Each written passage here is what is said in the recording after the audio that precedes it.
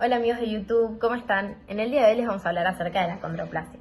La condroplasia, también conocido como enanismo, es un problema genético caracterizado por el crecimiento óseo anormal, el cual provoca un acortamiento de los huesos largos y de la macrocefalia.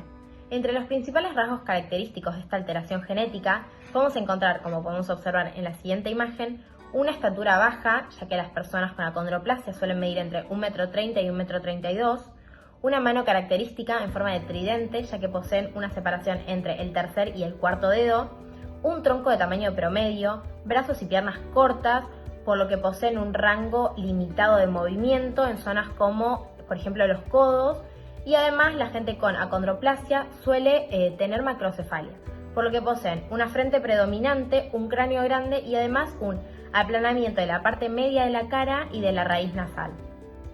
Además, la acondroplasia puede traer diversos problemas de salud, como por ejemplo el dolor de espalda y la esteniosis espinal, la cual se asocia con el dolor, el hormigueo e incluso con la debilidad en las piernas, que pueden causar dificultad en la marcha. La acondroplasia tiene un origen genético, es decir, afecta a un segmento particular de ADN que contiene codificada la información para la síntesis de una secuencia de aminoácidos de una proteína, por lo que los trastornos asociados provienen de una alteración del material hereditario del ADN. En este caso, el gen afectado es el gen FGFR3, el cual se encarga de codificar el receptor del factor de crecimiento 3 de los fibroblastos. Este gen está localizado en el cromosoma 4, cromosoma autosómico, y se expresa en el cartílago, cerebro, intestino y riñones, entre otros tejidos. Mutaciones en el gen FGFR3 son la principal causa del crecimiento óseo anormal. Existen dos mutaciones puntuales de cambio de base posibles que pueden dañar el gen, en las cuales la sustitución de un nucleótido da como resultado la alteración de la secuencia de aminoácidos, modificando la función de la proteína. Estas se dan en la posición 1138, en donde en su secuencia natural se encuentra el triple GGA, el cual codifica para el aminoácido glicina, como se ve en la imagen. Las dos mutaciones son G1138A, la guanina es sustituida por la adenina en la posición 1138. Este cambio ocurre en un 98% de los casos de acondroplasia.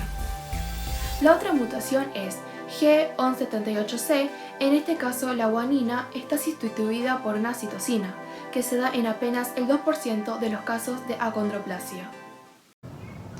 Ambas mutaciones, sea la guanina sustituida por adenina o la guanina sustituida por citosina, van a derivar en la misma consecuencia al traducirse este gen en proteínas. O sea, en ambos casos van a codificar para el mismo aminoácido, que va a ser la arginina en vez de la glicina. Y esto es lo que vemos en la imagen. Muchos de ustedes se preguntarán si este cambio de aminoácido afecta tanto en el receptor FGFR3. La respuesta a esto es sí, ya que este receptor es una proteína transmembrana que se encarga de recibir el factor de crecimiento de los fibroblastos.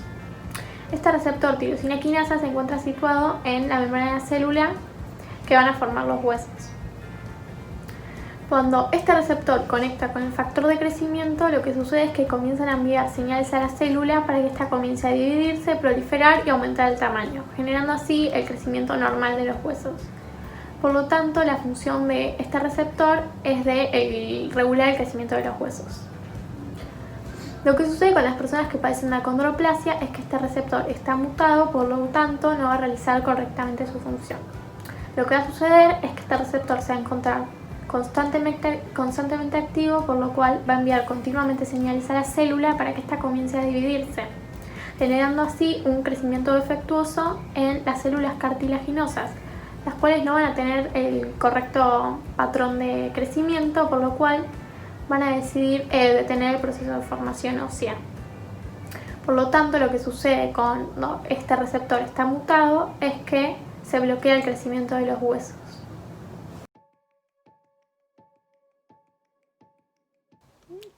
Muy buenos días, yo les voy a explicar una cuestión que muy probablemente muchos de ustedes ya se hayan preguntado, que es ¿cómo surge la mutación en el gen FGFR3? Para empezar, esta pregunta tiene más de una respuesta, así que voy a empezar por la más general, que abarca al 80 y al 90% de los casos de acondroplasia. En estos casos, la mutación del gen FGFR3 surge en la formación de espermatozoides del padre, donde tiene lugar la sustitución de base G1138A o G1130C, es decir, es una mutación de novo que aparece por primera vez en la familia.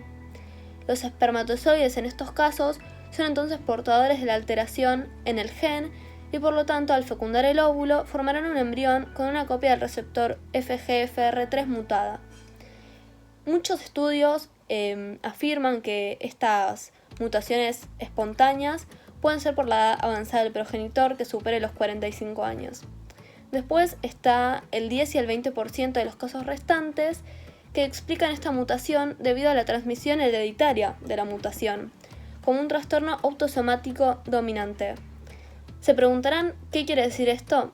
Bueno, la acondroplasia en estos casos es heredada de un progenitor acondroplástico a otro y, sin embargo, no sucede tan a menudo debido a que si hay uno de los padres que presenta acondroplasia y otro que no presenta acondroplasia, solo hay un 50% de posibilidades de que el embrión padezca esta enfermedad. Pero esto lo veremos mejor y más claramente en el gráfico que se ve a continuación, en donde A mayúscula hace referencia a la copia mutada y A minúscula a la copia normal. Entonces lo que sucede es que las personas tenemos dos copias de cada gen autosomático, una heredada del padre y la otra de la madre, por ejemplo. Por lo tanto, la persona con la enfermedad A mayúscula puede pasar a la descendencia de la copia mutada o la copia normal, y por esto es que solamente hay un 50% de posibilidades de que el embrión padezca acondroplasia, y también por esto es mucho menor el porcentaje de casos con esta manera de mutación.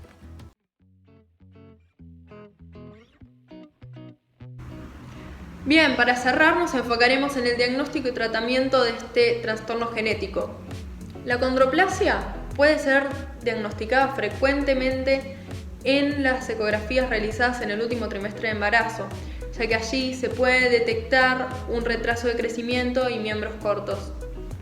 Al nacer las personas, las características clínicas y radiográficas permiten realizar un diagnóstico correctamente. Si bien existen métodos de laboratorio genético para confirmar el diagnóstico, no suelen ser necesarios en la gran mayoría de los casos. Esta enfermedad tiene diversos tratamientos. Uno de ellos es la cirugía. Las intervenciones quirúrgicas para el alargamiento de extremidades contemplan la fractura mínima del hueso en el punto adecuado y la colocación de aparatos externos que, al impedir el cierre de la fractura, permite que el hueso crezca a razón de 1 milímetro diario. Aquellos huesos a tratar son tibias y peronés, fémures y húmeros, hasta alcanzar un aumento de talla de entre 30 y 35 centímetros. Las extremidades superiores logran un desarrollo en torno a los 10 centímetros. Los procesos de intervención quirúrgica para el alargamiento de extremidades obtienen sus máximos resultados positivos al realizarse en niños de entre 9 y 11 años, ya que en estas edades el sistema óseo de las personas alcanza fácilmente el ritmo de crecimiento deseado por los especialistas y el resto de las partes del cuerpo, tales como tejidos y músculos, se adapta bien al proceso.